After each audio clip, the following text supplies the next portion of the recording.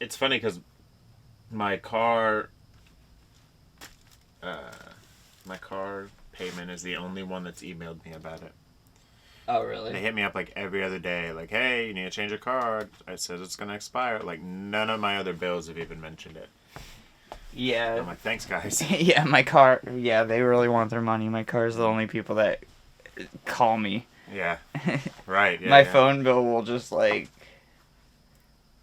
Oh, you got the heated blanket. Nice. Yeah. That's a nice looking blanket too. Yeah. Well, this was a Christmas present from Kyle. Oh, nice. Yeah, this is like 2 years old. Slick. This helped me last year. Okay.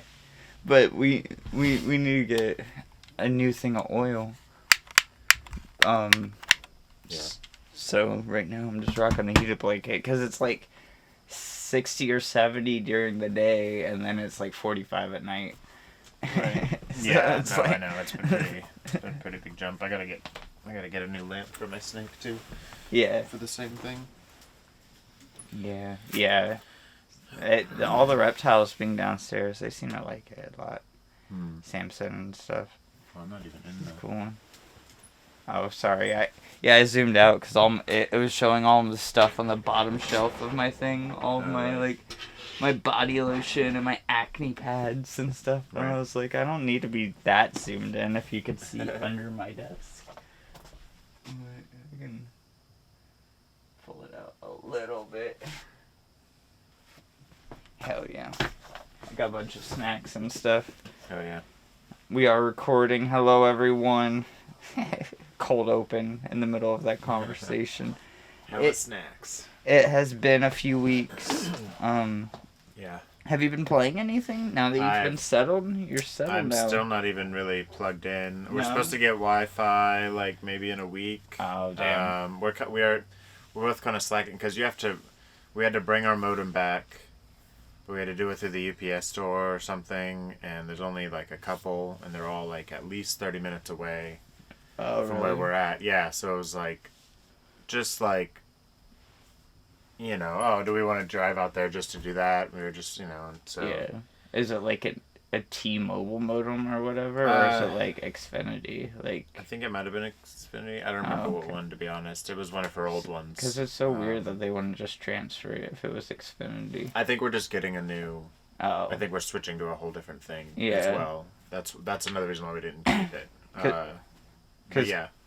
When Kyle and I were talking about the transfer, I was like, it should just be as easy as like them just changing the name over. We shouldn't have to send the modem back and do all that kind of stuff because that would be way too much. Unless if they're gonna upgrade us, which would be cool. Yeah.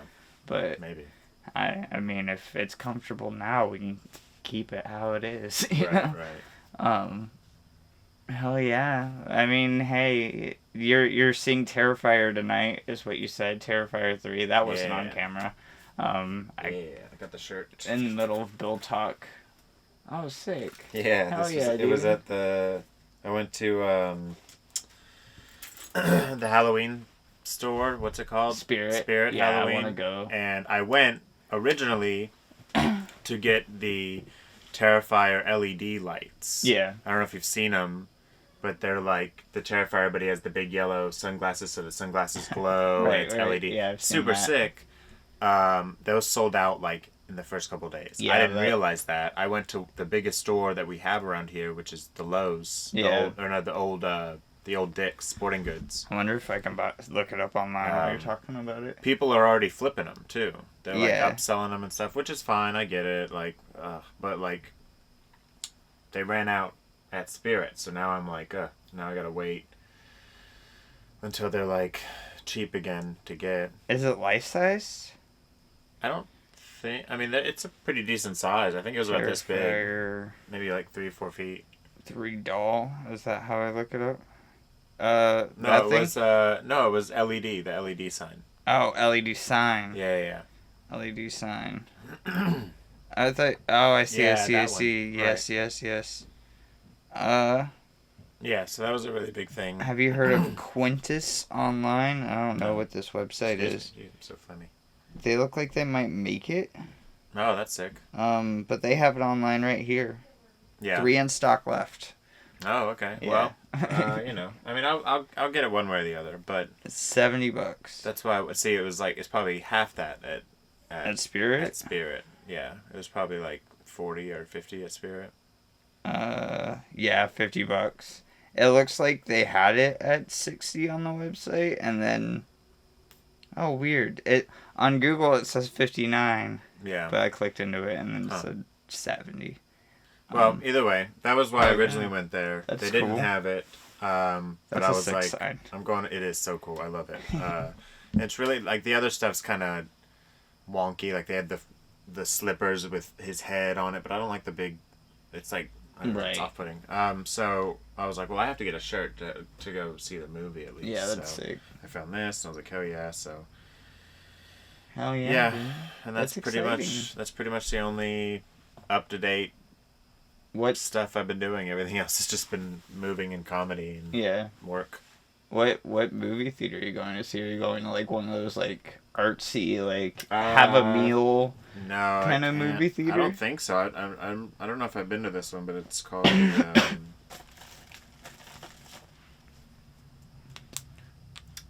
Blackstone Valley Cinema Deluxe in Millbury. I don't know. Yeah, I've never been to that one. The one I'm that not sure. the artsy one that we go to, they do like full meals and serve beer and stuff like that. So. I've been to something like that before. I don't know if. I'm not. I didn't really even consider looking into that. I was just. I should have probably done a little more studying, maybe to see if there was any that sold like special merch or something. But... Oh yeah, I'm sure they have something like that. Right. I'm sure they have like a shirt or something there. It's gonna be more expensive there, but probably. I mean, if it's exclusive though, I'll get it. Yeah, I doubt there's a popcorn bucket, but yeah, that's what I was really hoping for, just like a headless guy or something. That's I was like, man, let's go. The woman without her scalp from the second one, or is that the first one? That's the second one, I think. That's the second one. Yeah, that's the second one. Or just like a girl partially sawed in half. And just something crazy. Yeah, no, absolutely. I want to go to Spirit too because I'm looking for shirts. I've been trying to find like a bunch of shirts I've wanted for my childhood, but I want to get horror movie shirts specifically. Yeah. Like Poltergeist and all that kind of stuff, but that's super hard to find for some reason. The Exorcist is everywhere, and I love The Exorcist for sure, but I've been feeling like I want Poltergeist 3 merch and stuff like that. That's like weird, like not even just the main film. Like, I mean, The Exorcist 3 would be cool too. Like nobody cares about that. Exorcist 2 is starting to get more love. Like a lot more of the Pazuzu stuff. Right. And all that. But Exorcist 3 is forgotten for good reasons. Right. But it's still the weird one. Halloween 3 as well. But Halloween 3 is making a comeback because it's so weird and Halloween's so big. Right. Yeah, I feel like it's a lot easier to find the Halloween stuff than like another Poltergeist or something. Right. The slasher stuff's always easy. Right. Jason as well. Like I'm wearing Jason pajama pants. But I ordered a Bad Religion shirt. That was cool. The cross logo with it looks like the Ghostbusters logo, but instead of a ghost in the middle of it, it's the cross. Nice. The big hash mark through it. And then I thought I got a couple of other shirts too. I mean, I've been collecting a bunch of shirts, trying to go through my wardrobe and stuff like that. Mm-hmm. This is a big thing.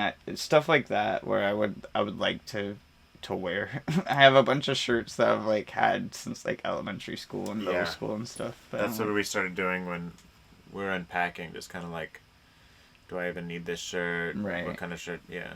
What am I really looking for? And actually build a wardrobe of some sort. Yeah. Right. And I have a giant wardrobe. That's another thing I need to go through and like take stuff out that I don't need. Right. Because I for sure don't need as much clothes that I have. Or at least the clothes that I have, I need to replace. Like, because I do need like pants and stuff like that. Maybe that's what I'll do next week. I'll go clothes shopping. Yeah, I did a little bit of that last week because that was another reason why I was so busy. My head chef guy went on vacation, right? So I had to work all his days, and he works every single day. So I worked really? 12 days straight. Fuck that. 4:30 to 2. Yeah. 4:30 a.m. to 2, and then sometimes I'd come home and nap, but I'd still do comedy. Right. And then on top of that, I was moving every single day. So it was like Right. literally exhausting. Like this last week, these last couple of days were my first days off, so I pretty much did nothing. Yeah. And I was still feel beating that. myself up about it, like I gotta be productive, but I had to remind myself, like, no, I just busted my butt. Right. You just went through the ringer. Yeah, but on the bright side, now I'm getting like the overtime for that, Right. and that's coming in, the next couple of days. That's nice. So that's what I did with some of that. Is I went clothes shopping and got a couple things for Hell the yeah. summer, for the winter, because I don't have that many pants. I realized I only have like 2 pairs of jeans, Right. and a lot of my sweaters are, I don't know if my arms got longer or somehow they all shrank. I don't know what happened, but they're all shorter feeling now, shorter. so Yeah. or tighter. So I don't know. So Yeah, I have a few like that too. I gotta So I'm Getting swapping old, man. everything out. We're getting rounder. Right. That's what it is. Exactly. That's what I tell myself. We're slowly filling out. One day maybe. I'm trying to gain weight, so I mean that would be nice. I'm not trying to gain like 100 pounds, but like 20 pounds would be cool. Something to work with. That'd be nice. Yeah, something to put on a little bit of muscle. Like I'm very active and I eat a lot of protein and stuff. Right. Eat a lot of shit food for sure, but yeah, I mean with my job, I just pick shit up and put things down. I mean, all yeah, you're day. practically working out all the time. Yeah. And then I run. Maybe that's why I'm so skinny. I walk. My Pokemon Go, I know is unreliable, but Pokemon Go says that I walk like 30 kilometers in a night some nights, where I'm just like running around the store and stuff. Oh, right. It's probably wrong, but that's what it feels like some nights. Maybe I mean, I don't. it's probably close to like 20 or so. Yeah. Because I think Pokemon Go, anytime you move, or I don't want to shake the house, but That's true. Yeah, but like if you're just like shaking or whatever. Right, or bobbing up and down, picking. Yeah. I think that still counts. Which I guess a crunch is just as valuable as walking. Right. That's what yeah. it basically So if you want to put is. all that into perspective, Yeah. you did it all together. Right. I hope the mic's picking you up. I meant to move it closer. Yeah, I was trying to face this way when I spoke. No, No, I feel like I should look at this way because this is like the audience. Right. No, I mean the audience is here for sure, but they can see that screen or whatever. I don't know why I have just Last Stand on the main feed. I can just back it out. I was listening to their Nintendo podcast. Oh, nice. I've been watching a lot of the Papa Meat stuff recently. Yeah. I love Papa Meat. Yeah. It's fun. Yeah, I mean like I like some of the Meat Canyon stuff, but just like any sketch, I feel like you could cut like a minute and a half out of that. Some of his rants are a little like, all right, you're just doing this because Yeah. it's trending, which I understand. You gotta keep up with the times. Right. I do like these videos more than the cartoons, just because I think cartoons it's really hard to hold. I watch 4-hour podcasts, but with a cartoon, I was gonna say the opposite. Honestly, the cartoons are short, so I just like watch one. And I'm like, hell yeah, that's great, and then I move on. Yeah, well, I love that Costco video, right? That new one that just came out, but then it went like a minute too long. Right. And same thing with like I love Mega 64. I've been a Mega 64 fan my whole life, but like all their bits are like 3 acts, and they can always just chop out the last act of that. Like, we could have ended the joke at the last punchline, but you kept going. But yeah, I've been catching up on a bunch of that, and it's a weird the YouTube channel of reacting at things to clips. And like I do reaction content, right? To like the PlayStation event and the trailers and stuff like that. Right. But like this kind of reaction content is like so prevalent now, and it never used to be like that. You'd react to like clips and stuff? Well, like no, I'm just saying this kind of content in general. I mean, reaction content kind of exists, but there's like this new kind of like blended reaction content that feels like Philip DeFranco Well, you have to, delivering the news. Put in skits and stuff in between. And Right. Stuff. Right. Yeah. And it kind of feels like it's all coming out of, like, an AI blender thing where there's, like, dude, there's thousands of these channels. And, like, I swear they all have hundreds of thousands of views, dude. Right. And it's insane where I'm like, this has to be, like, is this the new, like, all of these deep dives and, like... Oh, yeah, there's a ton a measured response. niche deep dives and...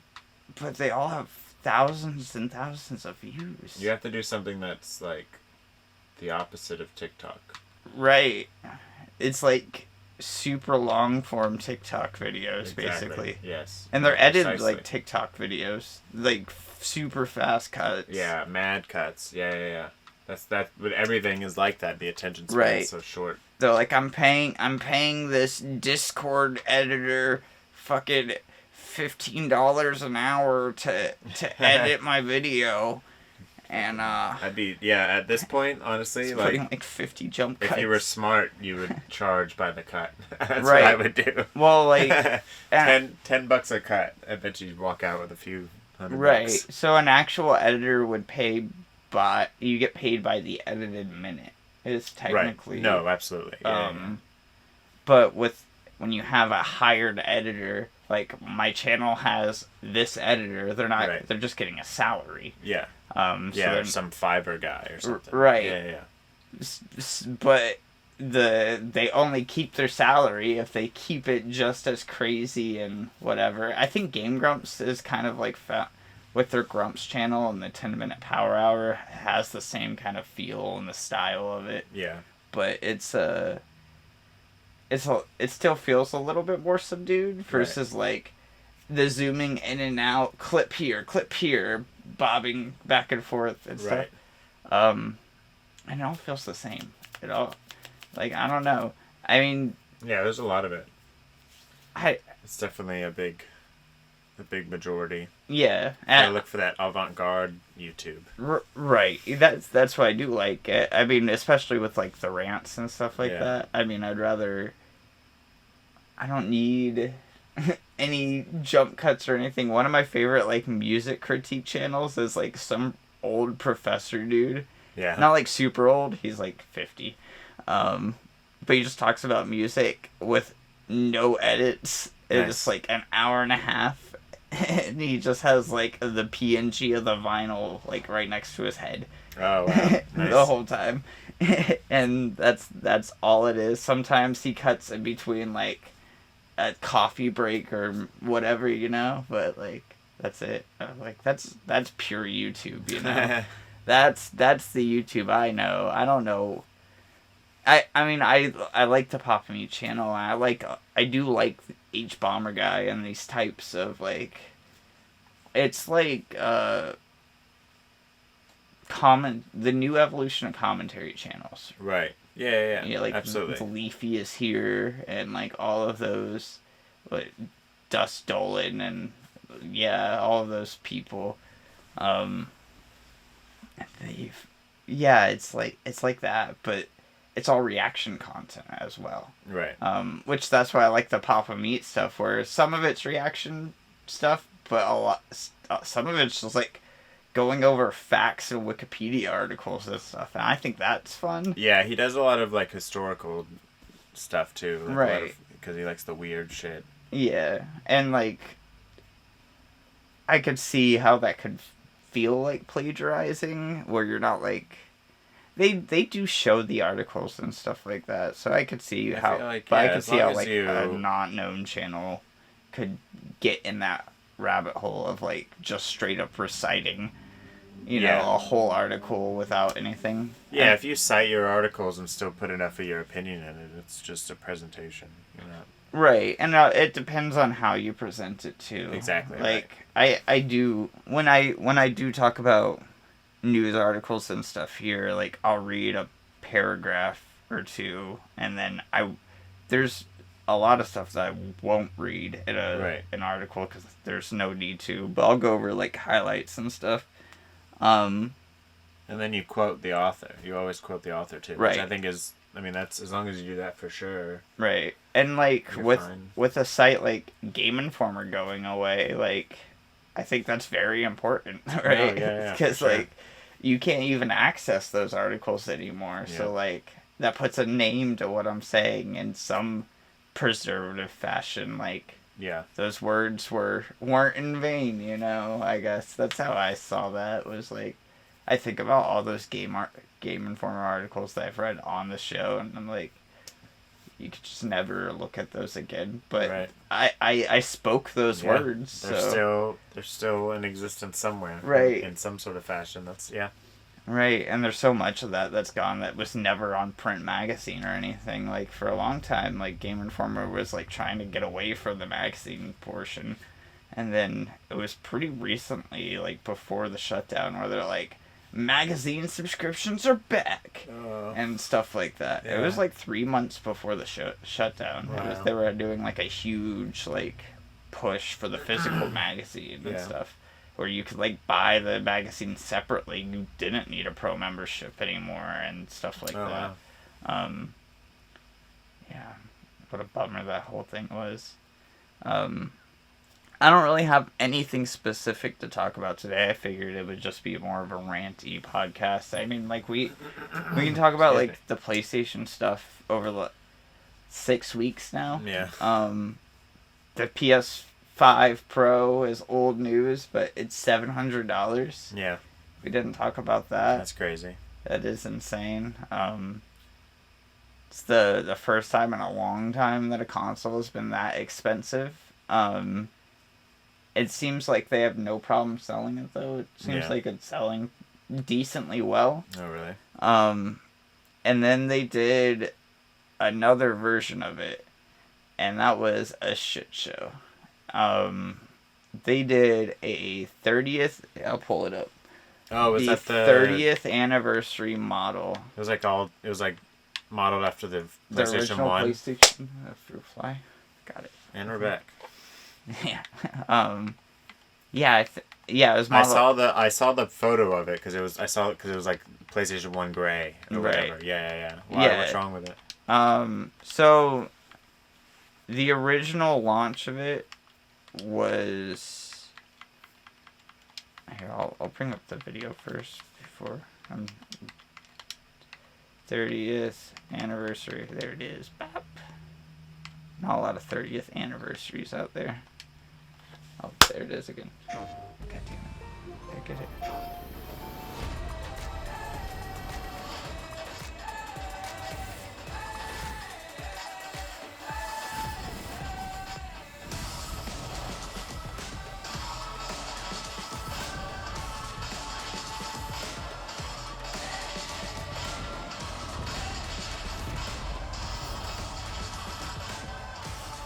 Whoa, you can take the joystick off and put the whole PlayStation 5 on your remote? That's crazy.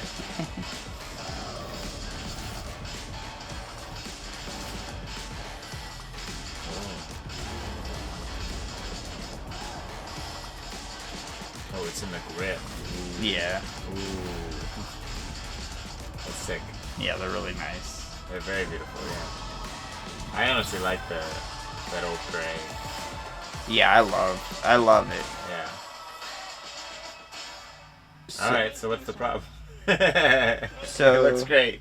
Yeah, it was great. So the original PlayStation Pro is not a limited quantity thing. It's all,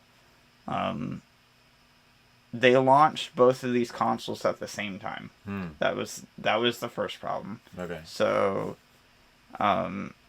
people were waiting for this console, and like it was a huge like Jordan Nike situation, like waiting for the shoe to drop online kind of thing.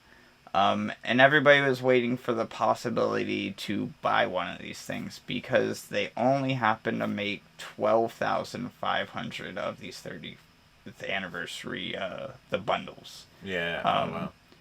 These bundles were $1,000. It includes everything that you just saw. It's both versions of the controller. You have the expensive $280 DualSense Edge controller and then the regular controller. You get the charging stand, the portal. You get the special charging cord that makes it look like a PlayStation 1 cable getting plugged in. Wow. You get like special cable ties that are the shapes. Yeah. Of the PlayStation logos. You get a paper clip that's the shape of the PlayStation logo. That's cool. Yeah, it's weird paper. If you think about it, it'll be the most expensive paper clip ever made, and it'll be worth more than gold. Did they just open up the paperclip game? Right. Are paperclips about to become? That's $1,000 paperclip. Guarantee in the next year we see another company drop a paperclip. Right. Just saying. They started for something. sure. They Apple will definitely have a paperclip. We'll get a fucking Xbox paperclip or something. For sure. So Xbox does great. have a very expensive limited edition console coming out. And I don't think it's not going to be like this limited. But continuing on with the PlayStation thing, so they launched this version. Yeah. That they only had 12,500 slots open for. Okay. At the same time as the PlayStation Pro. Mm-hmm. That's limitless. That's limitless. Well, essentially. But nobody knew that. Mm-hmm. Nobody knew. I mean, it's the PlayStation 5 sold out. Like, it was impossible to get one of those for a very long time. Right. So, but this is not the 5. This is the Pro. Like, a lot of people are not going to be spending $700, let alone $1,000. Especially if they already have one. It's Yeah. like it's more for the hardcore. Right. And the PlayStation 5 Pro doesn't include everything. So a big thing that my rant as a person who likes, physical media and stuff like that. Yeah. Neither come with a disk drive. Oh. Neither of those came with a disk drive. Yeah. Oh, not even the anniversary one. No. You get the shell. So if you buy, why would they make it PlayStation 1 gray and not give you, if anything, it should be PlayStation 1 compatible? Yeah, that's what I say too, especially for $1,000. Like, yeah, like, why can't it play CDs? You know, right? Yeah, we've hacked that. We've broken that code. I know it's possible. There's no way you want to bring back the classic PlayStation 1 look, but you don't want to give me my old PlayStation 1 capabilities. That'd be the ultimate celebration. Right. That'd be the best way to do it. That'd be worth the price tag, because other than that, it's just a skin. Yeah. Right. Which I mean is great, I guess, but doesn't really do anything for me. It's just more hardware that I gotta transfer things to. Right. For 100%. Yeah, that's sad. Yeah. So neither of these come with a disk drive. There is an external disk drive that you can buy. Because the new PlayStations aren't solid panels anymore. They're 4 panels, so you can pop off each individual panel, and the one on the right side is the disc tray part where you can plug it in and stuff like that. Those disc drives are sold out. Those sold out a long time ago. Those are impossible to find because people who bought the Pros or the Slim model, they don't have a disc drive. Mm-hmm. So if you want to play physical games, that's the only way you can get it. So disc drives are selling for like $160 on eBay right now, which is like double the price. Wow. The PlayStation 5 Anniversary Edition right now is going for around $6,000 on eBay. No way. On eBay. Are selling so they're reselling it for it. Wow. It looks like I'm sure there's people that are sitting on these to like actually have, but it seems like the majority of these have just been scalped, which is its own kind of thing. Yeah, that's expected. Yeah, there's really no way to. Yeah, there's no way to bot it, right? Like you were in. So the way this queue worked is that everybody was there waiting in line, right? And it would tell you that, hey, you're 30 minutes away, but it was just random. Yeah, that's what it came down to. It was just random of when they were gonna pull you in and what the ability of you were gonna able to purchase either one or not. And some people got very lucky and some people didn't. And I think the people that got very lucky, maybe they were just in it for the PlayStation 5 Pro and then happened to have the opportunity. And and if they have the means to spend an extra $300 plus tax, I mean, that's an amazing investment, let alone flipping it. Right. The controllers and stuff like that were sold separately. The PlayStations you can only get in the bundle. Same thing with the charge stand. Yeah. The portal you can buy separately as well. They are doing the portal separately, but the cables are only part of the PlayStation as well. Makes sense. Right. So this is all the PlayStation stuff. As of today, right now, or tomorrow, I think. Is today the 10th? Yeah, today's the 10th. As of today, all physical locations are selling them. Every single Walmart, GameStop, Target, Wow. they're all selling them. It's still very limited. They're doing like a weird thing where it's like 600 per hour at each store, at each major box retailer. So like, it's still a very limited thing. It's like, are you gonna wait it out? I guess. Yeah. Right. And happen to be one of the 600, but it seems like everybody's gonna be able to get one. It doesn't look like the bundle is part of it though. It looks like it's just like the PlayStation.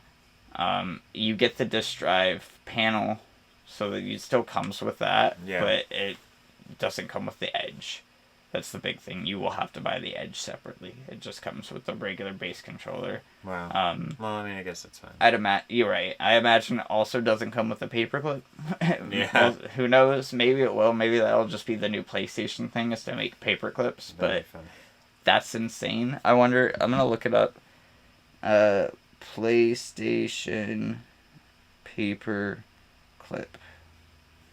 Who's just selling the paper clip by itself? Nobody is. But here's the picture of it. I mean, that is pretty sick. So, I'm not gonna lie. I don't know if it's pop. I'm sure. It's not even how I pictured it. Right. No, it's straight up the PlayStation logo. Yeah, it's really nice. There's the.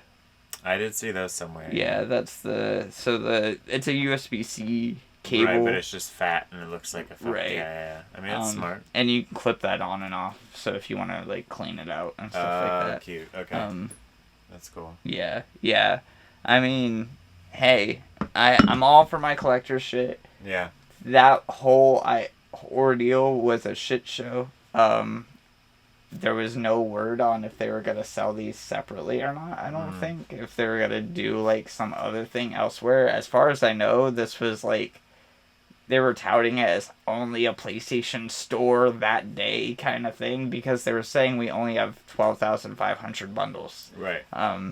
Not saying that they had more PlayStations of these variants, but... Yeah. You gotta get in on this $1,000 version of it. Right. But it gave you everything. It was honestly probably the best version of that. They are more expensive. Even there, I think the PlayStation Slim without the PlayStation 5 version Pro, I think it said it was $600 by itself. Yeah. Or no, that must have been just the regular Slim, not the Pro version. Because the Pro version is regularly $700. The regular version is $600, and then the Pro version is $800, I believe. Versus $700 and $500 for the Slim. Oh wow. But then again, don't come with a disc drive. Right. They don't come with stands. So if you want to stand your PlayStation vertically, it doesn't come with that stand. You need to buy that separately now. That's on top of that, yeah, $40. The fact that you even have to buy a disc drive separate alone already kind of turns me off. Right. I almost don't want it because it's like why get a Pro version if it doesn't have everything, right? Like I want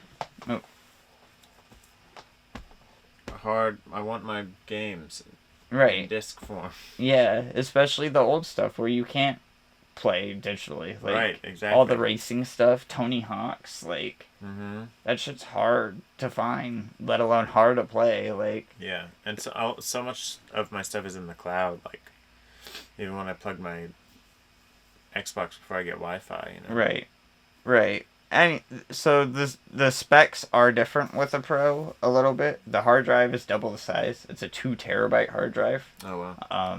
That's huge. So that does add a little bit more value. Yeah. Of course, it does 4K, 120 frames per second. They're touting 8K, but they also touted that at the PlayStation 5's launch, Mm-hmm. and then later iterations they took it off the box. So Right. whatever. And there's no way you could. There's nothing that isn't 8K, let alone a video game. We're not at 8K yet. No. Alright, stop just making up stuff. There's like a handful of things that have been shot on 8K film, and there's like 3 screens or 4 screens in existence that can do 8K at that kind of scale. Right. And there's no video games that exist at 8K. No matter what developers say. And until it doesn't becomes exist. until 8K becomes a common thing in televisions, why even bother? Well, It wouldn't even sync up right. It doesn't make right, sense. right, and the whole idea of why 8K doesn't exist. I mean, 4K is very affordable now. Yeah. And it's still great. Right. We haven't. But once you start getting in pixel density of that scale, you have to have a bigger screen. And an 8K screen is like 80, 90, 100 inches. Right. Starting out. Yeah. Like, you No, can't. absolutely. Yeah. You need a big ass screen to support that. And a lot of people just don't have the space for that. Yeah. But then, yeah, money for that too. The kind of power you need to. That's the other thing. You need. You're getting the higher the number, the more power you need. You're getting into like you're playing the scale game at that point. Right.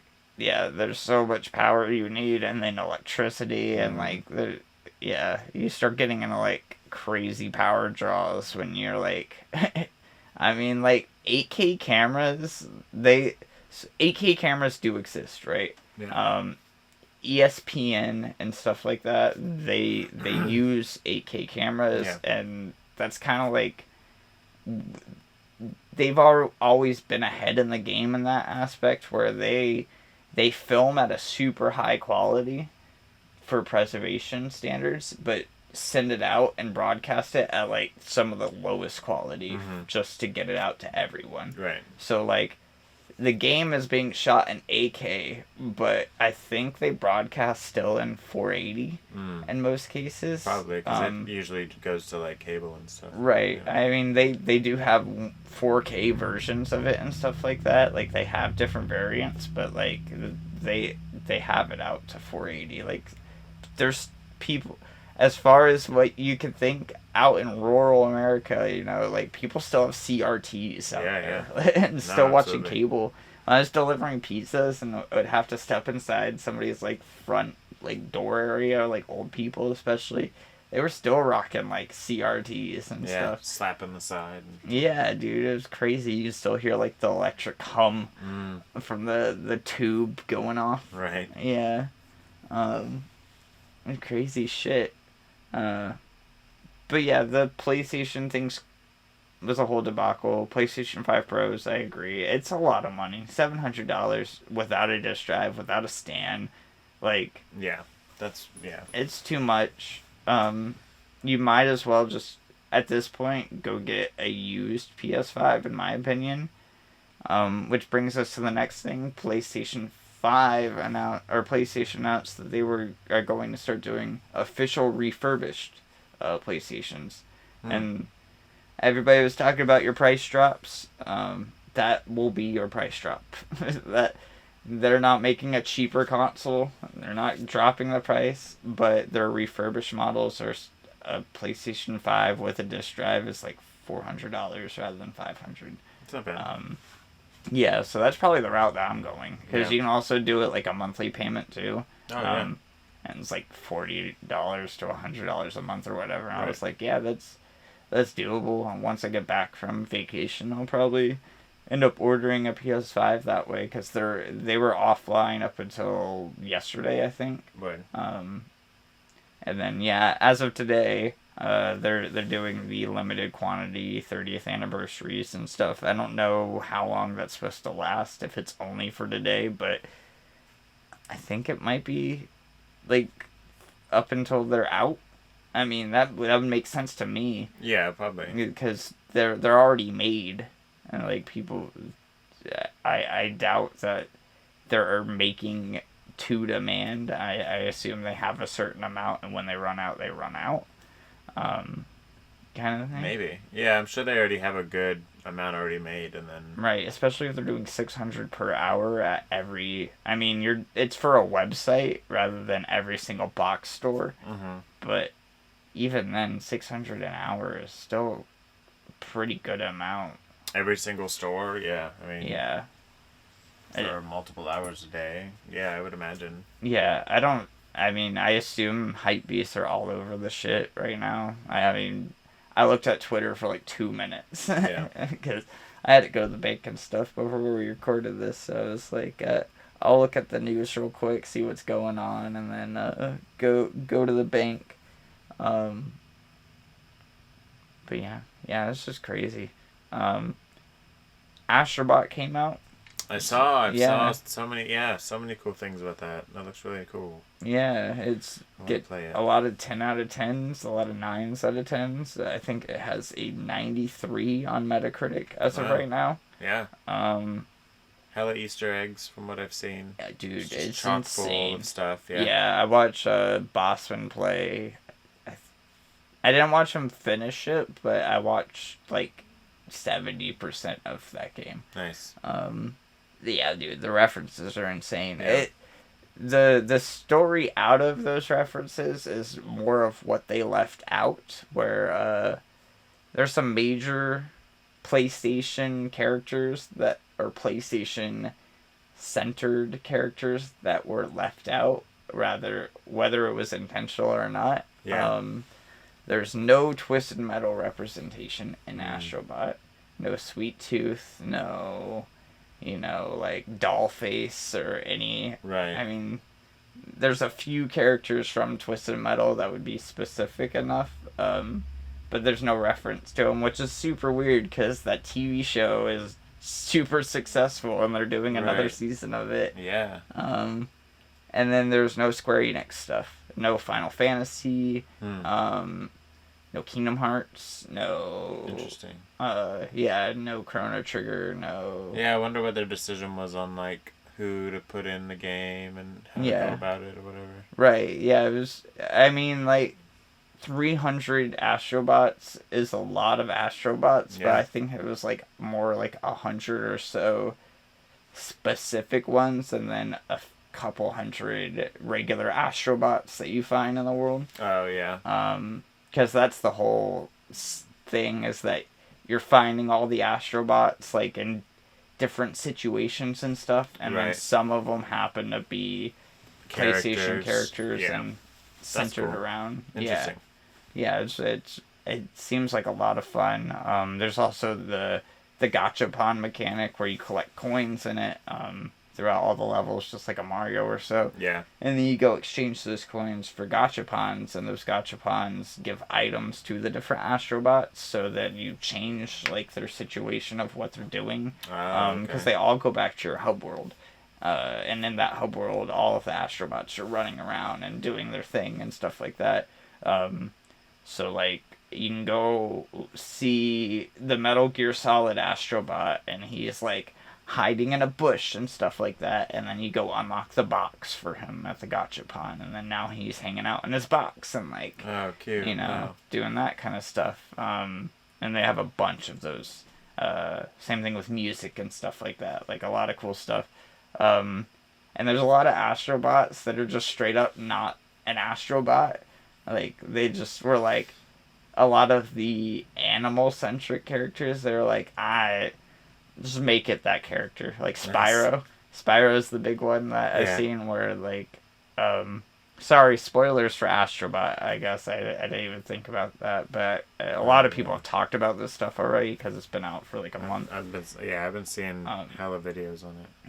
Yeah, I'm so excited to play, even though I've been spoiled on a bunch of it. Like as soon as I get a PS5, yeah, Astro's Playroom, Astrobot, and Demon Souls remake. Like those are the three that I need to play immediately. Yeah, that's true. Demon Souls. Yeah, I want to play that so badly. That's such a pretty game, dude.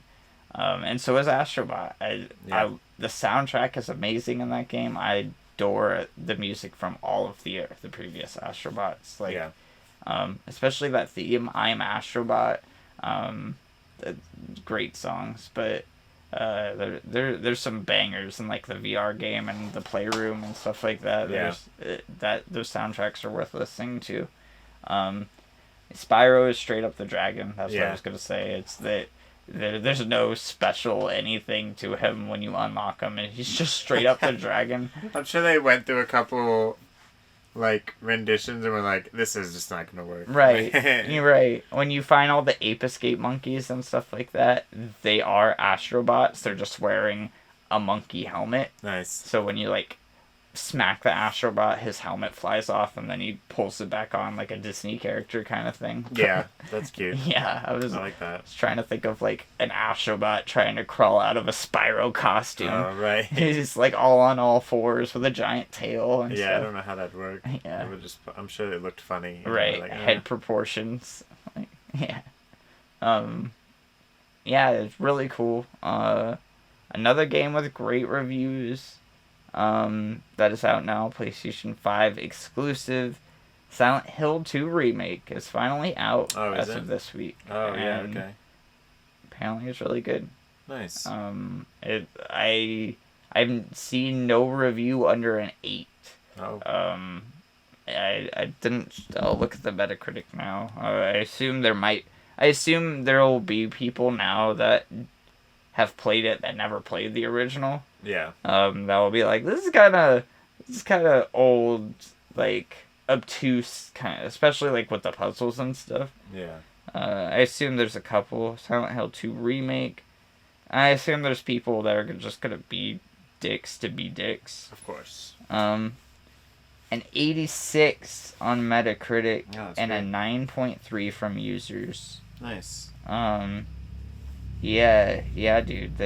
The lowest review right here is from the Daily Star, which I've never heard of. They gave it a 60.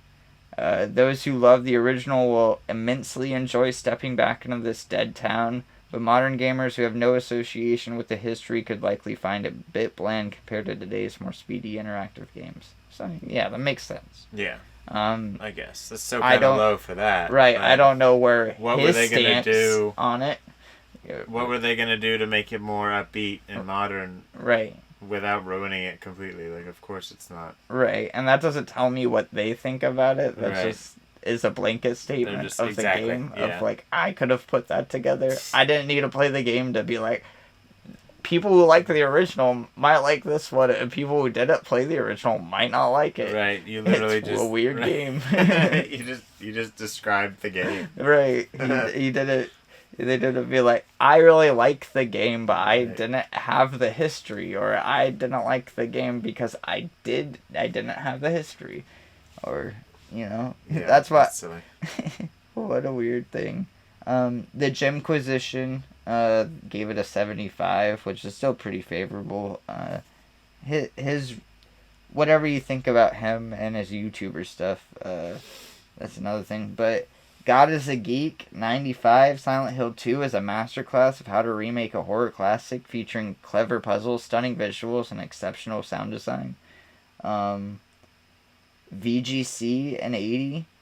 Silent Hill 2 is a skillfully handled retelling of one of the medium's most loved survival horror games that stays faithful to the original, to a fault at times, but breathes enough new life into this simultaneously ensure that longtime fans will appreciate and the respect shown. Newcomers won't find it antiquated. Who did this review? I assume Jordan did.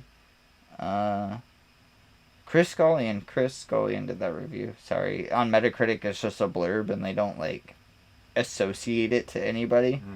They just say, like, this is a little snippet from that review. Here's, The Guardian gave it a 40. I don't know what their review scale is. Oh, it's stars, so 2 stars out of 5. And their little snippet on Metacritic says, for players of the original, this should get a steady nostalgia drip going, but coming to this series fresh makes for an overlong, dated, and tedious experience. Yeah. I guess, but that's still such a low score for a 40. What it is. It's a remake. Right. So, automatically going into it, that's expected. Right. Nobody playing it new or old is going to play a game that's called a remake and be like, oh, this is a brand new 2024 game. Like, right. No, duh, of course it's going to be old. It's old. Right. For that's sure. That's the point. You're going to go in expecting it to be like an older game, but it looks better. Like, it's not... For sure. Pacing. That's dumb. I agree with that. And then I kind of also agree with that review. I don't agree with a 40 for sure, because Silent Hill 2 is nowhere near a 40 in my eyes. Even if they were to royally fuck it up, I don't think it would have been a 40. That's what I mean. Think the it game would have itself been, like, is closer great. To a 70. Even if it's antiquated or whatever, it's still a great game. So giving it such a low score is just because it's still old or whatever is it ruins the game. It ruins the overall average, you know. For sure. I think Silent Hill is also one of those special things where, like, it's not for everyone. That's and fair. No, absolutely. Yeah. It's very much trying not to be for everyone. No, yeah. It is very tedious. It's on purpose. And it knows that. Mm-hmm. And it has a difficulty slider for that. I don't know about the new version, but the original versions has the separate puzzle slider and the combat slider to kind of adjust for those things. Right.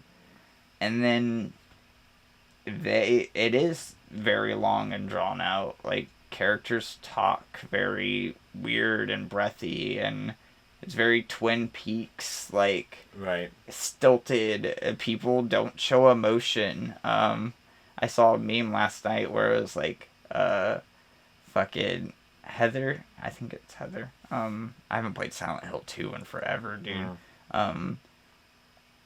It was like, I'm the raging bitch, this is my Chimera, and then James is saying, I'm really high and I have a gun in my backpack. And that's the game. Yeah. That's all you need to know, and, like, it's very weird, and it is very drawn out. Yeah. It's supposed to represent, like, trauma and being dragged through that kind of experience. Right. And that shouldn't be for everyone. Yeah, that's true. Critics will say otherwise, I think, but I don't know, man. It's Deadly Premonition is another example of that. That's not critically favorable. Yeah. I think a lot of people gave it, like, I think IGN gave it a 2 out of 10 back in the day. But it's a cult classic. And it is highly favorable among fans, but it is very long and drawn out, and they're doing the Twin Peaks thing kind of more tongue-in-cheek, rather than Silent Hill 2 is doing it to be scary. Right. Deadly Premonition is doing it to do the Twin Peaks thing, kind of more on the nose. Yeah. But it's another... Nobody would say that's a game for everyone. And people would be like, it's a very good game if you like this thing. Yeah. I want to feel like, hey, you like fucking arcade games? Silent Hill 2, man. This is not that game. No, for sure. Resident Evil, maybe. Resident Evil, for sure. And maybe... Yeah. Yeah, and that's why Resident Evil and Silent Hill have always kind of been clashing, is because they're very two different experiences, but they kind of came out around the same amount of time. Yeah. They're both third-person horror games. They both... Puzzles. Right, puzzles. They both did, like, the camera thing. Fixed camera. Yeah, they both had the similar kind of controls. There's the same suspenseful music, but nothing's actually happening. Right. 80% of the time. Right. and Silent Hill 1 is very much kind of has that same feel of being trapped in like the Resident Evil mansion. Silent Hill 1 is very you're in the city, but it's still very oppressive. It's still very closed because the fog is so dense. Yeah. Same thing. Silent Hill 2 is pretty dense like that, but by 3 came around, even though it's still a lot of corridors and hallways and stuff, that it kind of feels a little bit more spacious. Like they gave you a little bit more room to work with. It still feels very trapped. Like you feel stuck inside the mall or wherever you are. So I think that's the beginning of that game where you're like running through the back rooms of a mall. And it just starts turning into a labyrinth of like back rooms trying to get through the doors and stuff. But that hallway feels so much bigger than what any hallway feels like at Silent Hill 1. Just from what they could do and render on screen. Right, yeah. Yeah, so I mean I'm super excited. I mean, I'll eat my words happily for Bloober Team pulling out for this one, you know. It was a great game and they didn't fuck it up. Good on them. They even added things and changed things, and people seemed very happy with those changes. The combat is streamlined. It's still very unwieldy. Yeah. But they have like a huge deep dive that's like 40 minutes long on just combat alone, and it's chunky, dude. Like hitting one of those dudes with a pipe, just the thud of it, and feels that's a nice. Yeah, you don't feel strong doing it, but it just feels satisfying. Right. Because James isn't like supposed to be some superhero. Like. Right. He's not Leon Kennedy or anything. Just kind of like a regular. Right. He's even less than a regular person. He's like a dude who's been through some shit, and he's very flippant about what he's doing. Yeah. Like he doesn't give a shit, and that's kind of the thing. Like he's there to find his wife and stuff, but like he doesn't give a shit about what's happening around him. He's kind of just like going through the motions of everything, and things are kind of just happening to him. Yeah. And that's kind of like his character of like, I don't want to have any initiative anymore because every time I take initiative, it kind of all goes to shit. Right. So I'm just gonna start letting it happen to me. And whether it's an allegory for his alcoholism or, you know, his stress about his wife maybe dying, maybe leaving him, maybe going missing, we don't know. Then yeah, it's kind of an exploration about a person at their lowest and how low can that go. Yeah. And yeah, that's kind of like the whole message of Silent Hill. And what would it take to drag somebody out of that, if they can drag themselves out of that. All the culty weird stuff that they started doing in that weird Ascension game is so much weirder and out there than anything that I've cared about Silent Hill, because Silent Hill used to be very mysterious of what that even is. Right. Silent Hill's cool when you're in the real world and you're going through some shit and shit starts getting very heavy and dark, and then the world around you isn't just like, it doesn't just flip on you like a light switch. It starts gradually changing with the things happening.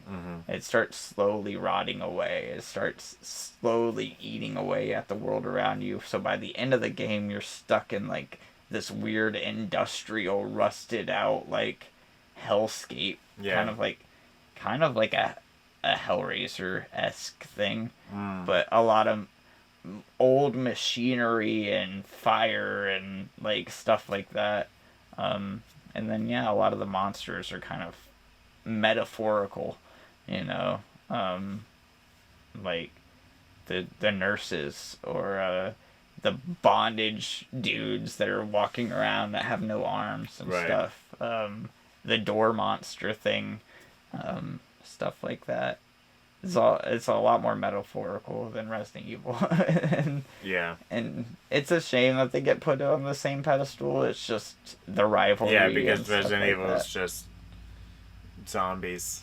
Right. It's a very much. I mean, there's a story to it, but I mean, it's not as deep. I don't think. Right. Right. For sure. And it's just like with any genre, right? I guess like if you're not involved in that genre, to people who don't watch horror, they just see horror movie. They don't see like, oh, that's a ghost movie. Oh, that's a slasher movie. Yeah, I mean, you'd be surprised how many horror. Well, not you, but you maybe would be surprised about how many horror movies are so much deeper. Oh yeah, for sure. Than just the For sure, like slashing. I say that I'm going to watch a slasher that's pretty much just that. Right. I mean, they're going to pull out some lore in this one. I mean, they did maybe a little bit in the second one. Right. But it's hyper. It's definitely not as deep as like maybe Hereditary or something. Right. Yeah. It's a hyper violence versus like a psychological thing. Like The Exorcist and like the Exorcist and The Shining are closer together than I would say like The Exorcist and Halloween or Exorcist and A Nightmare on Elm Street. Nightmare on Elm Street. But because this they're all closer to Nightmare on Elm Street. Right. But because they're all older movies, they all just get lumped in the same. Right. Yeah. They're all 70s horror movies or 80s classics, horror movies. which I mean they are horror classics, but there's different subgenres within. Right. And a lot of the most popular subgenre is the Child's Play, is the Halloween and the Friday the 13th, like the mascot. Right. Like, you don't have to think as hard for those. Right. You just watch them go crazy, you get scared. Exactly, which is why Art the Clown is kind of like the newest version of that, and I think people are very latched onto that. But the Terrifier, for it being so hyper gory and violent and stuff, it is a lot different as well than the Halloween or the other kind of slashers. I mean, even in those slasher genres, you can start getting into what is different. Like, A Nightmare on Elm Street, for being as brutal as it could be, is very much more of a comedy than a horror movie. Same thing with Child's Play. Like, yeah, Leprechaun, Child's Play, Nightmare on Elm Street. Jokes constantly. Yeah, that's why I like this one, because he's funny, but he's a mime. Yeah. So, like, he's just, like, petty. Right, and a lot of the comedy comes into how violent it is. It's so gratuitous, so over the top that it's like old 90s like Peter Jackson movies where I don't know if you've ever seen Bad Taste or Dead Alive or any of those movies that he did way before Lord of the Rings. No. Those movies are super insane on how gory they are. Dead Alive is like a giant shootout with aliens movie kind of thing. Interesting. Okay. And there's like people's heads exploding and like spines being ripped out. It's almost like it's so like you were saying, it's so gory. It's almost it almost reverts back to slapstick. Right. 100%. Like it's so dramatic that it's nothing. Yeah. It's no different than fucking the Three Stooges at that point, because it's so over the top. Right. And it's also in the delivery of that hyper violence. Yeah. No, yeah, absolutely. That Bone Tomahawk or like Maniac with Elijah Wood. Those movies are hyper violent, but the delivery is more maniacal, more sinister versus there's a more like survival aspect to it. Yeah, for sure. Versus like Art the Clown or Chucky or these things that are they're very gory and intentional, but again, they're making jokes out of it. That he's a clown, so he's like fucking making clown noises and like smiling the whole time and like making paintings. That there's the famous like the snow angel and the blood. Right. Like that is that version of that versus like Halloween is there's no jokes in Halloween, Mm-hmm. especially the original. I mean, there's like some lighthearted fun, and then all of them get killed with no emotion. Yeah, You and know? then you have a horror movie like Hostel that's just right. pure terror. Pure terror. Like that's a movie that like you don't want to go on vacation for a year. So right. like, so that's what I like to think it is. Like, yeah, sure, I'm going to see this super gory movie, but like at the end of the day, it's not that terrifying. It's just like right. gory and kind of silly. Whereas like a movie like that's like, oh gosh. Yeah, I've been in such a horror mood lately. Like, this is the first horror movie that I'll see all October. That's how busy I've been. Yeah. That's why I'm like, I gotta watch this, and then now we did hook our TV back up, so I'm gonna see what horror movies I own, and go through those, and then once we get Wi-Fi, I'll jump back on a streaming service, and because there's so many that I'm just so behind on like new ones too. Like there's so many coming out, and now they're just going straight to streaming. So I'm like, okay, I gotta watch some of these.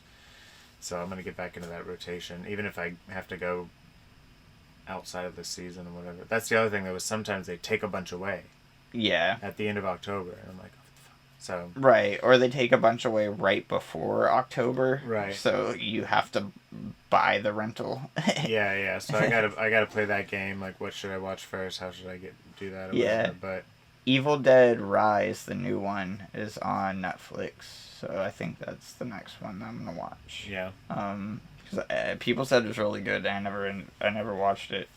Yeah, I've just been seeing different ads on like TikTok and stuff, and just saving. I'm like, all right, I'm gonna watch this one. And I mean, I have a bunch that I could recommend. Like always, horror, my favorite genre.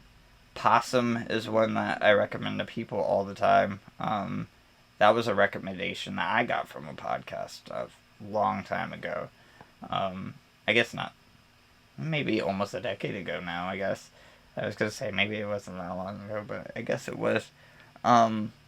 Possum, I'm not going to like get super heavy into details, but it's about a guy who is a ventriloquist, and he has to go back to his original home to go destroy one of his puppets. And that's it. Okay. That sounds cool. Yeah, there's nothing that it's not like the puppet can talk or anything like that. It's a very different movie. It's that is a very much a serious, foreboding horror movie. Actually, I could bring up the trailer. Yeah. We have that ability. We have the power.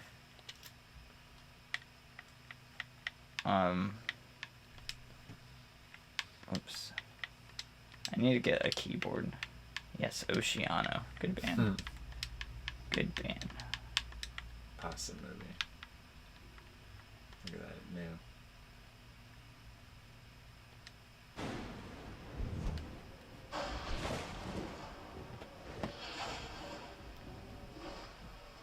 It's like a super independent film. Made for nothing budget. Only possum black as soot. Mother, father, where to tread. Far from possum and his head.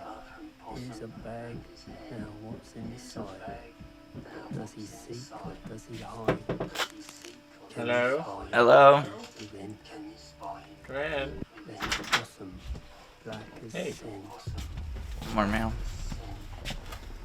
More mail. Try not to show that on camera. More mail.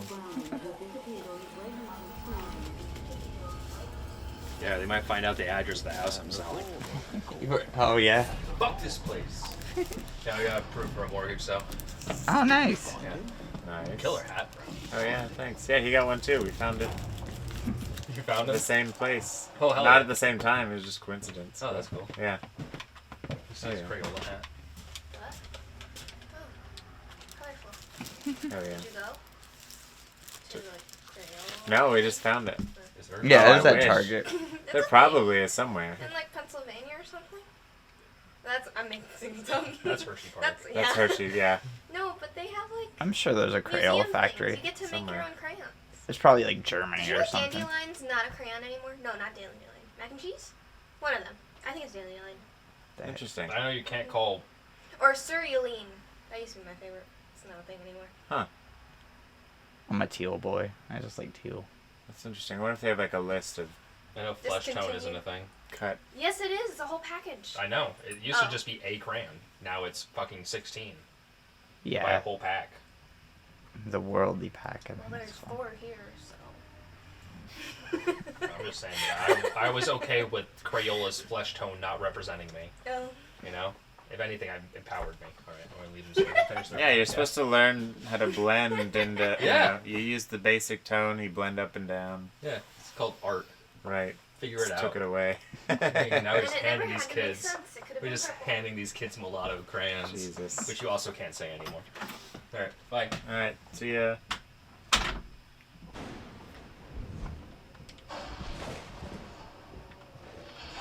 Start back over. The Mother, father, what's afoot? Only possum black as soot. Mother, father. yeah, this movie is made for nothing. Yeah. Crazy. Yeah, I there's something I appreciate about a low budget horror movie too. I love it. Yeah. No, especially if it's all like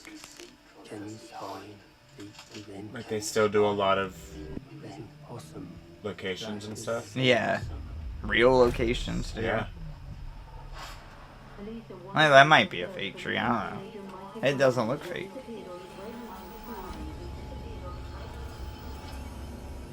And before I recall. Did you find him? Did you find him?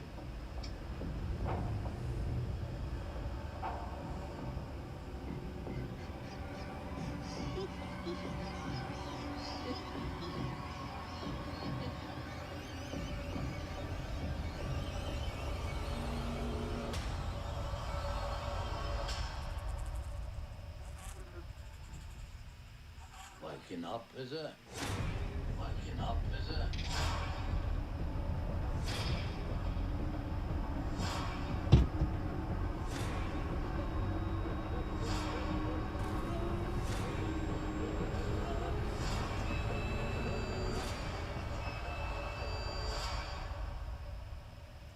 Hmm.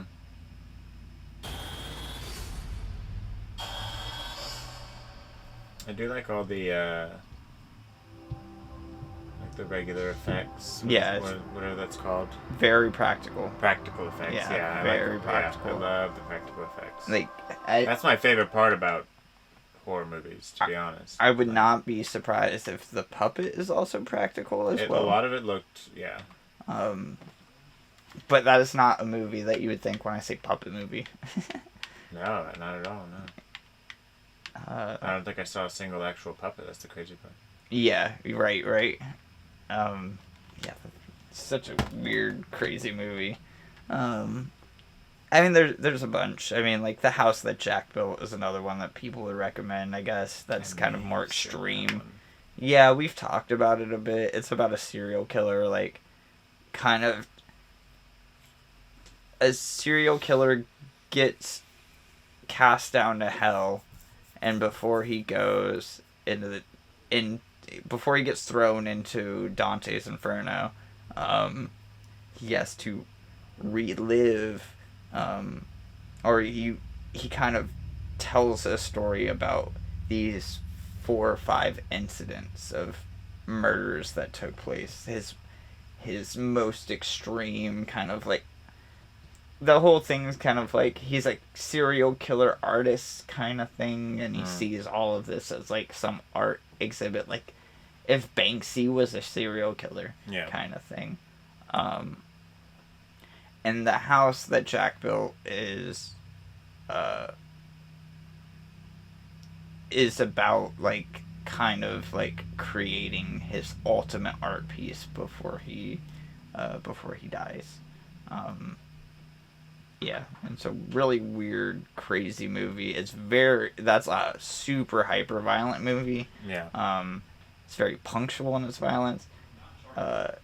2 kids get sniped in that movie, like straight up sniped, and like fucking body parts explode off them in that movie. Wow. Like it's brutal. That's crazy. I imagine I'm pretty sure at least one child's gonna die in the Terrifier. Oh yeah, for sure. But I don't know if they'll show it. Yeah, I'm curious as to what they will show. Yeah. I don't know. I mean, the house that Jack built, From what I've there's heard. the kids like full on sprinting, and he shoots the kid's kneecaps, and then the kid just fucking flips like 20 feet. Whoa. Wow. It's No, I so definitely brutal. haven't seen that then. It's so fucking I brutal. must be thinking of something else. I'm thinking of another horror movie, but yeah, like I said, I'm so behind on those too. There's so many old ones I gotta see. There was like what is it? This magazine, Variety. They just put out their top 100 horror films. Oh, really?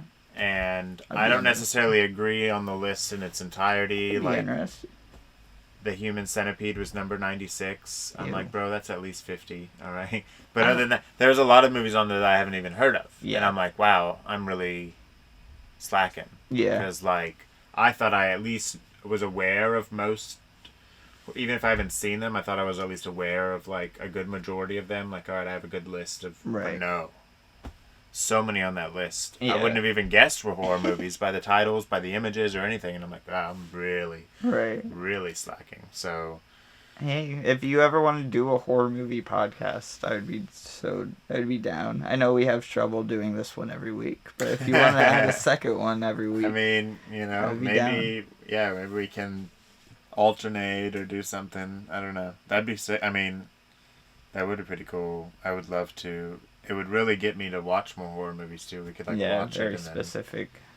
and then break them down and stuff. Yeah, because I mean, like, I'm not with a horror movie escapade like that. I wouldn't want it to be about one-upping each other. I would want it to be like, oh, I've never seen this kind of thing. Yeah, like, yeah. Absolutely. I want it to be like, here's Serbian film. No. I want it to be I want to go through the classics, all like everything. I love horror, from slashers all the way to the psychological stuff, to the stuff that you don't get for 3 weeks, and you have to fucking learn you have to learn about a whole nother type of cult just to understand the movie. What was that one movie that was like that?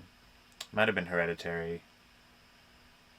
Hereditary has a bunch of cult shit in it. I don't know. Is that the one with, like, the boy with, like, the broken nose or something? Maybe it's another. I don't know. There was this one movie I watched, and it was about, he does break his nose. He's like a tan guy, and he's like in the attic or something. I don't know. Maybe I'm thinking of another one, but oh, maybe. But the kid, the dude from the Naked Brothers band, he gets his face smashed into the desk. And maybe it is. Yeah, but there was like one movie.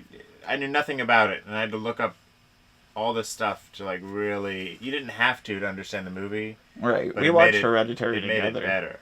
Maybe. Yeah, that night we were drinking and smoking, and then you got like super sick, so it wasn't that movie. No. Yeah. No, because you got the spins and vomited halfway through that movie, and then we finished it up, and then we watched Midsummer the night after. It's the same director. The same director. Yeah. That's Ari Aster. I haven't seen his third movie though. The Beau is Afraid, which is supposed to be like a more of a dark comedy horror movie with Joaquin Phoenix. I don't think I've heard that one. Yeah, I haven't seen that movie, and I heard it was was Beau is good. Afraid. Oh, yeah, I have heard of that, but I have not seen it. No. Yeah. Yeah, that kind of came and went during the pandemic. It was like one of those movies that. Yeah, like, it looked like it was going to be really good, but I didn't hear enough about it. Yeah, it's probably because like it was at a time where people still had to like stand 6 feet apart, and like it came out in theaters. That's true, right? Bad timing. Like, who's gonna go see that movie in the middle of theaters? The Conjuring came out also in that time, and nobody saw that, and I saw The Conjuring, but like nobody was in our theater. Eventually. Yeah, the third one. Yeah. What was it called? The Devil Made Me Do It, or something like that. Yeah. Yeah, that movie was bad. There was one really good. The beginning hour of that movie is really good. Yeah, and then they cut it off after that. Yeah, the ending sucks for that movie. I feel like the first two were fine. You could have the first two, yeah. And then I never saw the spin-offs. I never saw Annabelle or like any of those movies. Either The Nun. One of the Annabelles. Yeah, because there's 2 or 3 of them. Yeah.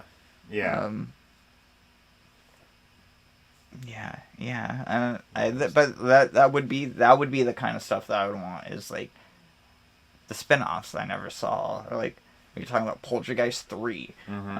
No, I'd love to watch all those. Phantasmagoria 5, like stuff like that. Like, Yeah. I love, especially a lot of the older stuff, like we were saying, the practical effects. There was one point where that was the only option, pretty much. Right. And those movies are all so great. Like, right. even the ones where it's like, it's obviously fake, it's just a head and it's exploding from the inside and it's obviously made of fucking plastic or whatever. But I love that because they're doing their best and it looks great. Right. And it's slightly silly in today's standards, but back then you were like, oh shit. I think the big one that I would want to start out with, though, because now that I haven't seen it in so long, but I've heard a lot of people talk about it pretty recently because it's so famous. The original Texas Chainsaw Massacre. Oh yeah, absolutely. I love that one. Yeah, that's a great one. Yeah, I haven't seen it in like 15 years, but like I remember that movie being like a super scary movie, and a lot of people talking about it. It's not a scary movie in the way that I remember it being. Like I remember that movie being like full of like jump scares and like stuff and me, but I think I remember on the rewatch being a little older. Yeah. Where I was like a little more like, it's not, I wouldn't say it's campy. It's not as scary. I agree. I feel like it was scarier. Right. Whereas like now, people but talk also about I feel the like psychological I have a different feeling on horror movies where like, right.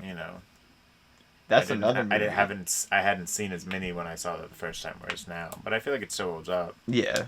Yeah, no, people said it's excellent. People have just said that it's not like a scary movie in that sense. It's like a dreadfulness through the movie. Yeah, I agree with that. Like, because it's like, it's a horror movie that's pretty much all of it's in the daytime. Pretty much all of it is one guy. He's not your typical slasher flick kind of character thing. He's like, he doesn't like walk at you. He full on sprints at you. Right.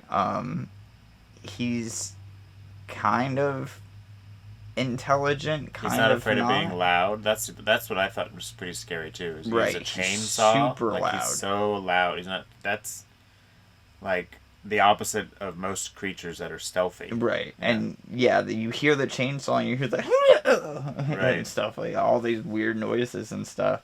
And then like the ending, the family scene at the end with like the dinner scene and stuff, people talking about that over again, and just like the scenes playing out in my head of like in the middle of conversations, like Leatherface is like changing clothes, and like you kind of understand the dynamic of he's dressed up like that because he's like trying to play the mom, and like he doesn't see himself as the son of the family. He sees himself as a mom providing for his family, and like he's hunting like a bird, hunting for his younglings kind of. That ending part really kind of like, that's like the psychological twist at the end where you're like, oh, he's extra fucked up. He's not even regular fucked up.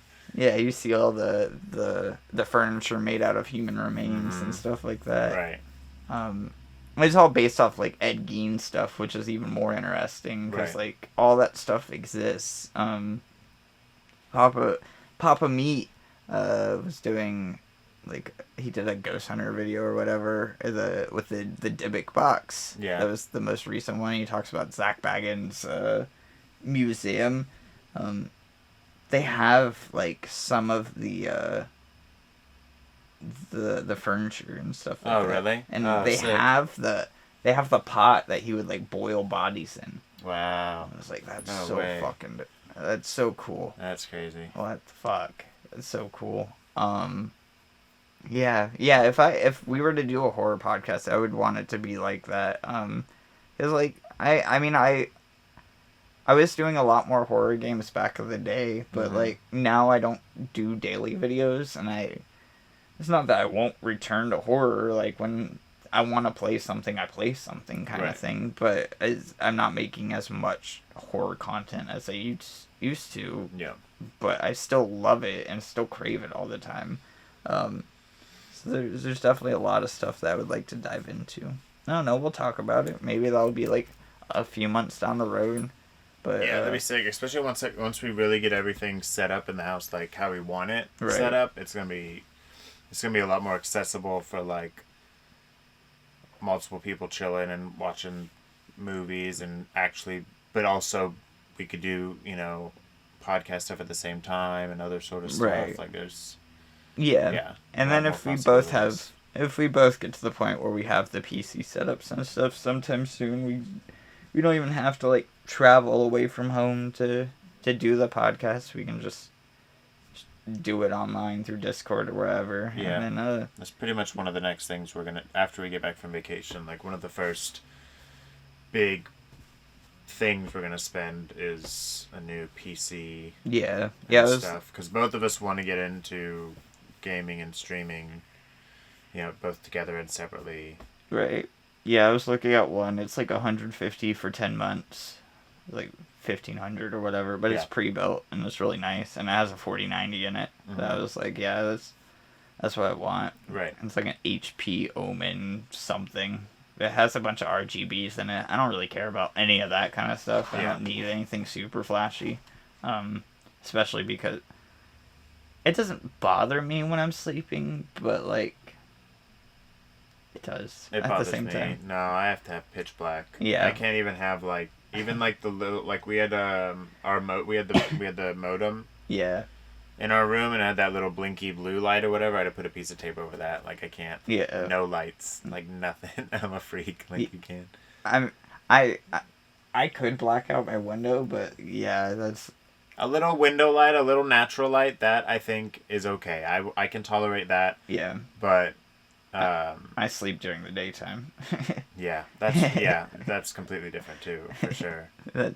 So like for that the sunlight doesn't bother me as much, but that light bothers me. Right, yeah. Um, Any kind of these kind of lights, yeah, I have to for sure. yeah, the TV's fine, but yeah, any of these LEDs or anything that's too much, Yep. my eyes get drawn to it for some reason. Yeah, like the little light on the Xbox battery. Got to Oh, turn the really? battery to face the opposite way. Yeah, I mean, I That kinda usually have stuff. my controller on the chair when I'm sleeping, and my chair is usually next to my bed, but I guess I can't see it because Yeah. it's like down pretty low. But yeah, I guess I don't notice that light at all on the Xbox. That would bug me though if it was the only thing in the room that was lit up. Right. Yeah, it's a menace. You still have like 15 minutes, but we could call it now. I did play a couple of games. We didn't talk about those, but I played Riders Republic. It's on Game Pass now. Oh yeah, I Um, think I downloaded that literally right before I turned my Xbox off. Yeah? Because I was like, oh, I've always wanted to play this game. Yeah, that's how I felt too. And a lot of the stuff that I wanted to play is actually locked behind paywalls still. Oh, no. Because it's all DLC. That's how they get you. Yeah. Yeah, the skateboarding and stuff like that. That was all DLC add-ons. So that's all behind. So you still can't do. Yeah, you can't a do ton of skating. stuff? No, you can like snowboarding, skiing, mountain biking, maybe snowmobiling, and dirt biking Yeah. are all in the original game, and there might be a couple of other things, but BMXing and skateboarding and mountain boarding were all add-ons. Huh. They I- just added a new vehicle too. Oh yeah, I saw that too. Yeah, That was like for part the of fall the- season. yeah. Yeah. Which that's the reason why this game's been out for a couple of years now, and every year they do like the DLC expansion, and it's pretty cheap on Game Pass right now. Yeah. I think it's like $7 or $8 per DLC pack when they're usually like 30. That's not bad. Right. Yeah, get them while you can. Right. So if you have Game Pass, they're on sale. I think it's worth it. The one thing I say, it doesn't control like how I want it to. It's like Tony Hawk controls adjacent, where like it's like a half measure in a Tony Hawk controls and a half measure in a Skate controls, where like Oh, interesting. it's like an arcadey simulation. It's very weird. So I want to get back into it to kind of get used to it, and maybe I'll have a little bit more fun. Right. But with there being also 5 or 6 different sports, they all control differently. They all vaguely control the same, but they all do inherently control differently because they're all different. So like the video I did was like 3 hours of snowboarding, but I did hop on a skateboard for a few minutes. They give you like kind of like a trial zone for each one of the DLC packs. So word. I don't think you can try mountain boarding, but skateboarding has like a little skate park area that's based off the Woodward camp. Okay. And it's like you can try out what skateboarding's like. If you want to do the skateboarding career mode, though, you got to pay for it. Right. And then you can unlock more parks and whatever, and more boards, especially too. But yeah, I had a little bit of fun with it. I wish I had more fun. It's just because of I was trying to play it one way and it didn't play that way, so I gotta get used to it. Play its way. Yeah, like the triggers make your body turn, and that bugs me. Where like that's weird. If you want to do a front flip or whatever, you press left trigger or right trigger. And I'm still in the mindset of that's a grab. Right. And I think it might be RB and LB are grabs, and the triggers are flips for some reason. Yeah. Or body variables. So like, if you press the trigger in the air, your guy will like half spin in the middle of the air, and you'll just bail. Oh right. Because you do like a 70-degree turn. Right. And that's for any of the different sports. Like. Yeah, it's a very strange choice, but you can't remap it, or you just probably didn't even.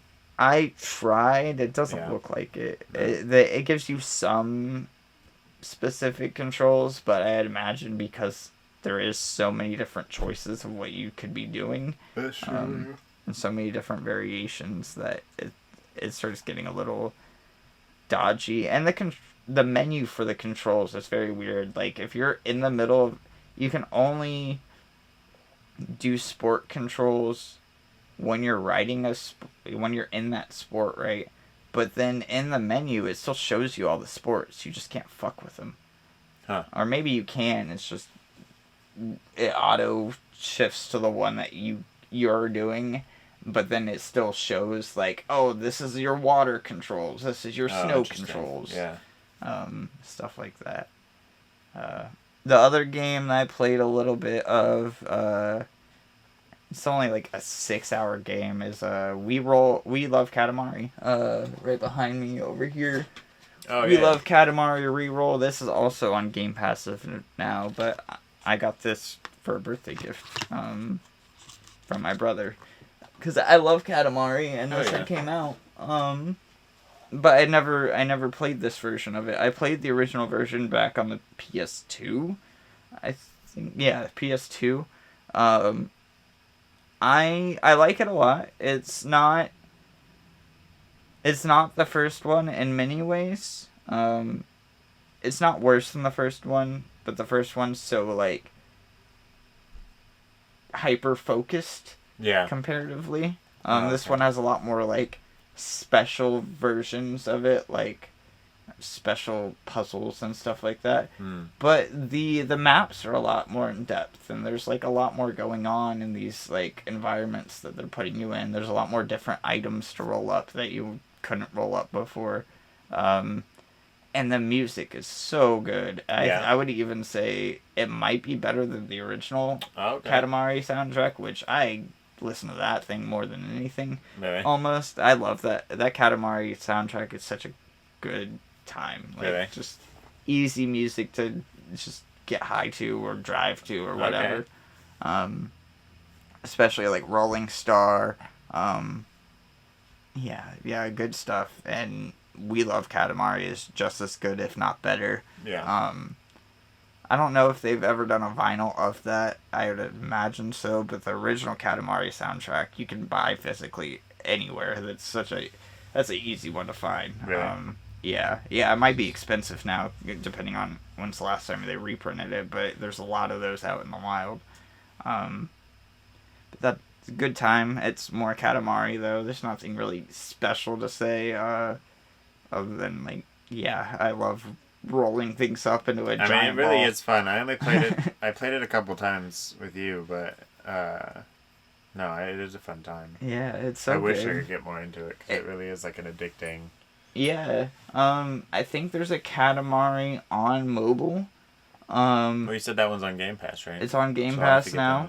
one, yeah. And then if you Google Katamari in Google, in the Google search bar, it will bring up a Katamari on the Google search, Really? and you can use your arrow keys and your space bar to roll up all of Whoa, the words that's and crazy. stuff on your Google. That's fun. Yeah, I think that was like a 20th anniversary thing they did. Wow. I'm gonna try that too. Yeah, it's a Yeah. lot of fun. It doesn't, it hitches sometimes, but it's just, it's, for it being a cute little thing, it's Right. really nice. No, yeah, I love that. I love yeah. how Google does that. A lot of those are pretty cool. Right, like the dinosaur game and stuff like that for Right. the internet search.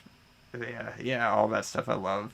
But yeah, that's all I've been playing. I watched the Mario movie. The Mario movie's really good. Not really good, but it is good. Yeah. I had a great time with it. It could have played it a little less safe. Yeah.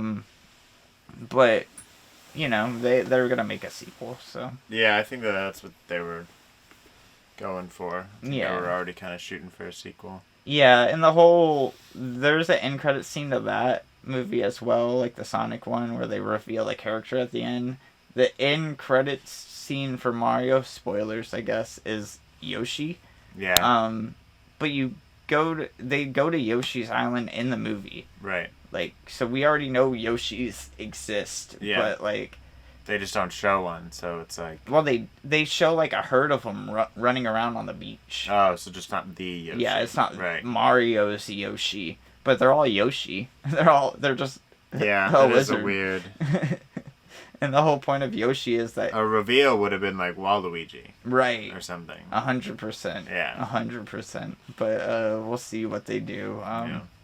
I think that's slated for like 2027 or something like that. Probably. Those movies take years to make. Illumination movies, like they announced Despicable Me movies or Minion movies like 4 years in advance. Mm-hmm. And they're still making them. If There's another new one coming out. Dude, another if you- Despicable Me. have you 4 seen or the box something. office for those things? No. If you saw how much money those things make, you would understand why. It's crazy. What I think is crazy about it is that it's like a generation or more older at this point. Like the Right. first Despicable Me came out like 10 plus years ago. right. So the kids that are obsessed with these Minions don't even know about the OG Minions, and somehow it just transfers over. I don't know how Yeah. that it like just continues in the same age group, and then I don't know, it's Right. magic. But yeah, no, I agree. It is crazy how the Minions. Yeah. They're really big overseas. Like, I know the French community is Yeah. very minion-pilled. But, I mean, it's just as popular in the States as well. Like, No, yeah, they're minion culture. Have you seen the minion statues in Groton? No, yeah, yes. Yeah. I want to Yeah. go take a picture of There's a them whole because they're all, like, Minion- rusted out now. Universal has its own area of Minions. Right. Yeah, each one of those movies have made over $1 billion. It's crazy. Yeah, like It's crazy. multiple millions, or if not hundreds of millions. And they probably make over that $1 billion. every year, minimum in merch. Oh yeah, for sure. Like, if Minions lasts another 10 years, I mean, Pokemon will also be lasting another 10 years as well. But I would say that Minions at that point in 10 years will be where Pokemon's at now in merch. If it continues in that scale, I don't know how it would, because there's not like a Pokemon card or like a video game equivalent of the Minions. Right, But, and also, like, how many things can you own that look exactly the same? It's not like the Minions keep changing. They're still the same Right. fucking There's yellow still Tic Tacs with Bob, eyeballs. Yeah, it's It's Bob, still Bob, Ike, and yeah, they still whatever. just say bananas. Like, it's not like Yeah. nothing has changed. They don't Right. even have more dialogue. Why are we still so obsessed with them? I don't Yeah. get it. I mean, I don't get me wrong. I think they're adorable. I mean, it's a great. Whoever thought of them really did it. Right. But you can just put them with any evil person, It's crazy and that's how- the whole bit, But, right? right. No, absolutely. It's just crazy how they have their own TV show. Like, Yeah. They are. Yeah. And it's the Rabbids. The Minions are after the Rabbids, but Rabbids were the same way. I mean, Minions are just like cleaned up rabbits. right. If Ubisoft was any fucking smarter, they would have. I mean, they tried to market the Rabbids a lot. They did. But I think it the rabbits wasn't- are just too unattractive. I Yeah. think they're a little too gross. Well, People are like, I don't know if I want rabbits. Also, that kind of sounds like rabies. Right, and they didn't have like. The Minions started out as a movie. Right. It had Steve Carell. It had Mhm. a story behind it. And they weren't being pushed as anything. They Right. got sucked in. Right. The Rabbids was a party game. And it was an enemy of Rayman, but it was a party game. Right. And there wasn't like any depth, or like, not to say that the Minions definitely have more depth than the Rabbids, but they're not like fucking. But the rabbits like started off as that, Yeah. and then they just started forcing it down like every like, oh, the rabbits are gonna work with Mario now. The rabbits are gonna work with this guy now. It's like Right. we were just seeing them without even asking. Where I feel like the Minions are the opposite, where people are like, we need more Minions. Give me Minion Right. cupcakes. And- You know, it's like And Minions don't usually just show up in things. Like, if Minions They're are very there, polite. it's a Minion thing. exactly they're minions. They do what you want. Right. Right, where rabbits, that's literally the whole thing, is they take over stuff. It's the takeover. Right. So. And they're always the secondary thing. Mhm. Like, I guess they are in Despicable Me, but, like, the Minions movie made a lot more than Despicable Me did, versus, like, even when Rabbids got their own game, it was still a Mario game. Do rabbits even have individual names? No. Bob. Yeah, I don't think so. I think Minions all have names. Not all of them. But, those Rabbid Mario games are the first ones that had, like, a specific Rabbid. Yeah. Yeah, because all of them are just like whatever. They're kind of they're like parodies almost, kind of like the Astrobot thing. Yeah. Yeah. But they with really do just put on a Astrobot, costume. And, yeah, right. And then with Astrobot, there's one specific one that looks different than all the others.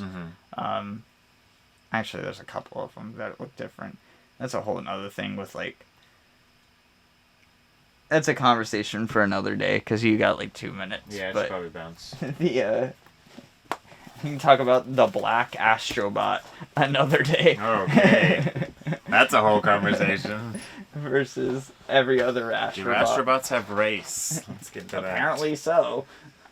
Let's get into that. Yeah, I forgot what game they have, but one of the characters is a black woman, and that's the only Astrobot that's that Not, shade. Not blue or whatever. Yeah, or Interesting. not white. Yeah. Yeah, because all of them are white with like Right. blue. With the blue face. or Yeah, something. and they all dress up like the characters, and then that one specifically is a black character, and they changed the tone of it, and it's like, okay, well, now you're implying something here that wasn't implied Right. before. Yeah. Interesting. Yeah, because they're robots. So Right. Right. like. Okay. Anyways, We'll talk about that next week. There'll be plenty of other news and stuff. sure. Especially there's DLC coming for Astrobot. We didn't even talk about the showcase or anything that happened with PlayStation. We will have an episode next week. Fingers crossed. But Patrick and I, the week after, will both be going on vacation. vacation. So one more October podcast, and then we'll be back in November. Yeah, we'll hop around. Yeah. Yeah. Be fun. I hope you have safe travels and a good night, sir, doing comedy. Thank you. Yeah. I'll try. It's been fun, guys. Ta-ta. Peace out, Cub Scouts. Bye.